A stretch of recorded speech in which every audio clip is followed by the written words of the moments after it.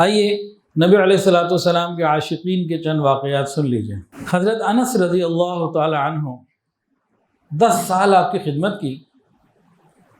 جب نبی علیہ السلام مدینہ میں آئے، آپ انس کی والدہ ام سلیم رضی اللہ تعالی عنہ نے نبی علیہ السلام کی خدمت میں ان کو مأمور کر دیا، بھیج دیا۔ آقا کو فرمایا قبول کر لیجئے، تربیت ہو جائے گی، سیکھ جائے گا، آپ کی خدمت کرے گا میرا بیٹا، آپ کی دعائیں ملیں گی، صحبت ملے گی۔ خیر یہ ایک ماں کا بہترین فیصلہ تھا کہ اپنے بچے کو دیندار ماحول میں نبی علیہ السلام کی خدمت میں بھیج دیا۔ وہ نبی علیہ السلام کی خدمت میں ہر وقت رہتے اور انہوں نے بڑی دعائیں لی نبی علیہ السلام سے۔ ان کا ایک واقعہ سنیے، خود فرماتے ہیں کہ ایک صحابی نے نبی علیہ السلام کی دعوت کی۔ دعوت میں انہوں نے جو کچا گوشت خشک کر لیتے نا، اس کو شوربے میں پکایا، تو شوربے میں گوشت بھی تھا اور کدو بھی تھا، اور دسترخوان لگا دیا، سب بیٹھ گئے، اور ایک گول پیالہ تھا کافی بڑا، اس میں ارد گرد کئی لوگ بیٹھ گئے۔ ہم تو ذرا ہائیجینک قسم کے لوگ ہیں نا، الگ پلیٹ ہر آدمی کی، الگ چمچہ ہر آدمی کا، ایک پلیٹ میں ایک تھال میں زیادہ آدمی جمع ہو جائیں تو ہمیں تو جراثیم چمڑ جاتے ہیں۔ تو بہرحال اب وہ سارے کے سارے جمع ہو گئے، نبی علیہ السلام کھا رہے ہیں۔ حضرت انس کہتے ہیں کہ میں نے دیکھا کہ حضور صلی اللہ علیہ وسلم شوربے میں سے تلاش کر کے کدو کو نکال کے کھا رہے تھے۔ میں نے جب یہ دیکھا تو پھر میں نے کیا کیا، میں بھی دیکھتا، جو کدو ملتا نبی علیہ السلام کے ہاتھ کے قریب کر دیتا، تو میں بھی تلاش کر کے کدو نبی علیہ السلام کے قریب کرتا رہا۔ بس وہ دن ہے کہ میرے ساتھ کدو کو نسبت ہو گئی اور میں کدو سے محبت کرنے لگا۔ ارے یہ وہ سبزی ہے جو حضور کو پسند ہے۔ کہتے ہیں مجھے کدو سے محبت ہو گئی، اس سے پہلے بس ٹھیک ہے کدو تھا، اللہ کا شکر ہے، کوئی تعلق نہیں تھا، لیکن اب ہو گئے نبی علیہ السلام کو یہ پسند ہے، بس مجھے بھی پسند ہے۔ پھر کہنے لگے اس کے بعد زندگی بھر کبھی گھر والوں نے پوچھا فرمائش کے طور پر کہ آج آپ کے لیے کیا بنائیں، تو میں نے سوائے کدو کی کبھی کوئی فرمائش نہیں کی۔ اگر کبھی گھر والے پوچھ لیتے کہ کیا بنائیں، تو میں کہتا کدو بنائیں۔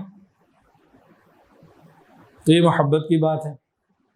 انہوں نے نبی علیہ السلام سے محبت بھی کی اور ان کی نبی علیہ السلام کی خدمت بھی کی۔ نبی علیہ السلام نے ان کو دعائیں دی تھیں۔ اللہ انس کی زندگی میں، اولاد میں، مال میں برکتوں کی دعائیں تھیں، اولاد اور مال میں۔ تو زندگی بھی خوب ملی، اولاد بھی خوب ملی اور مال بھی خوب ملا۔ اللہ کی شان، امیر المؤمنین حضرت عمر فاروق رضی اللہ تعالیٰ کے زمانے میں آپ نے ایک نیا شہر آباد کیا، اس کا نام رکھا بصرہ۔ تو مختلف صحابہ کو وہاں بھیجا، جس میں انس کو بھی بھیجا، یہ بھی گئے۔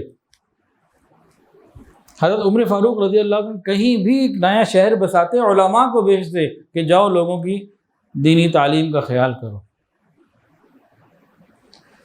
اب یہ بھی آ گئے، اور حضرت عمر نے ان کو کچھ زمینیں بھی دیں کہ بھئی آپ جا رہے ہیں، یہ زمینیں آپ کی ہو گئی، وہ زمینیں ان کو مل گئی، اوروں کو بھی دیں۔ سب نے اپنی اپنی زمینوں پہ چیزیں لگائیں۔ انہوں نے کیا کیا، کھجور کا درخت وہاں لگتا ہی لگتا تھا، لیکن ہر تھوڑے فاصلے کے درمیان کدو کی بیلیں جو ہے نا وہ لگی ہوئی ہیں، اور پورے جتنی زمین ہے کھجوروں کے ساتھ ساتھ جتنے کدو لگ سکتے تھے، کدو کی بیلیں ہیں وہ سب لگی ہوئی تھی جگہ جگہ۔ پھر اللہ نے برکت بھی خوب دی۔ آج تو جینیٹک سائنس آ گئی اور اتنی اس پہ ریسرچ ہو چکی ہے، لیکن پھر بھی جتنا بڑا کدو ان کے زمانے میں نکلا اور کتابوں میں اس کا ذکر ملتا ہے، آج میں نے اپنی آنکھوں سے نہیں دیکھا۔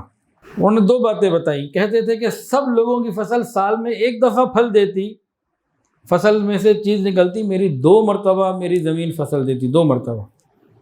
اور کہتے کدو بعض مرتبہ اتنا بڑا ہوتا کہ ایک اکیلا کدو ایک گدھے پہ نہیں جا سکتا تھا، کاٹ کے گدھے پہ لے جاتے تھے۔ پہلے کدو کو کاٹتے، پھر گدھے پہ رکھتے، پھر گھر لے جاتے۔ کتنا بڑا کدو ہوگا۔ ویڈیو کے نیچے سبسکرائب کے بٹن پہ کلک کریں، بیل کے آئیکن پہ کلک کیجئے تاکہ ہر نئی ویڈیو کی نوٹیفیکیشن آپ کو مل جائے۔